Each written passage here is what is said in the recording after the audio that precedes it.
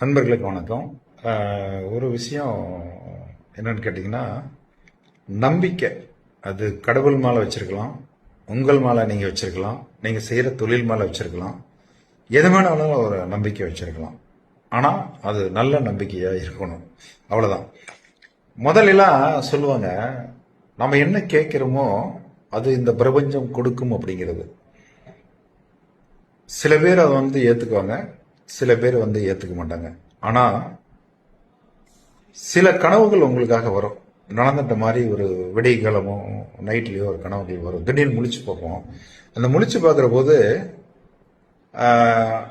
தூக்கம் கலைந்து விழித்து கொள்ளும் பொழுது சில விஷயங்கள் நமக்கு புலப்படும். காரியம் நடந்த மாதிரியே நடக்கும், காரியம் கண்டிப்பாக நடந்துடும். அப்போ தன்னம்பிக்கை தானாக உருவாகிறது. அப்போ கடவுள் இருக்குது, கடவுள் இல்லை, இது மேட்ரு இல்லை. நம்பிக்கை உங்களுக்கு இருந்தா இந்த மூளை இருக்குது இல்லையா, இந்த மூளை வேலை செய்ய ஆரம்பிச்சுக்கணும். நம்மளோட வேண்டுதல் வேற இடத்துக்கு, ஏதாவது ஒரு இடத்துக்கு நமக்கு தெரியாத, கண்ணுக்கு தெரியாத ஒரு சக்தி கிட்ட போகுது. அந்த சக்தி சில விஷயங்களை நமக்காக செஞ்சு கொடுக்குறாரு. இதை நான் நம்புறேன். ஏன்னா நீங்க என்ன நினைக்கிறீங்களோ அதுவா தான் ஆவீங்க. ஒருத்தன் டாக்டர் ஆகணும்னு நினைச்சா படிச்சு படிச்சு படிச்சு படிச்சு டாக்டர் ஆயிடுவான். நம்பிக்கை. ஒருத்தர் ரவுடி ஆகணும்னு நினைப்பான், அடிக்கணும், உதைக்கணும், நம்ம பெரிய வீரன் ஆகணும் அப்படின்னு நினைப்பான். அவன் ரவுடி தான் ஆகுவான். சரிங்களா? அப்போ நீ எதுவாக நினைக்கிறாயோ அதுவாகவே ஆவாய் அப்படின்னு சொல்லிட்டு பல முன்னோர்கள், சான்றோர்கள், இல்ல பழைய பழைய அறிஞர்கள்லாம் சொல்லியிருக்கிறாங்க. அப்ப நடக்குது. அப்ப நடக்கிற போது நீங்க சாமியை கும்பிடுறது அப்படிங்கிறது நம்மளோட, அங்க போய் நம்ம சாமி ஒன்றும் ஏடிஎம் மெஷின் கிடையாது.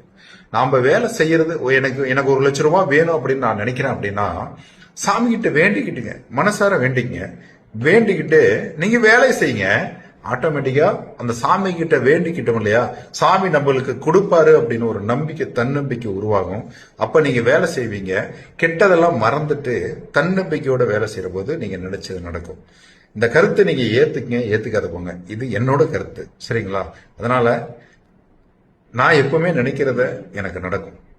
உங்களுக்கும் நடக்கணும்னா நினைச்சு பாருங்க, அதை பிராக்டிஸ் பண்ணுங்க, வேண்டுதல் வைங்க, மன அமைதியோட இறைவன்கிட்ட வேண்டுங்க. அது இறைவன் இயேசுவா இருக்கலாம், அல்லாவா இருக்கலாம், அம்மனா இருக்கலாம், மாரியம்மனா இருக்கலாம், முனியப்பனா இருக்கலாம், கருப்புசாமியா இருக்கலாம், எந்த சாமியா வேணாலும் இருக்கலாம்.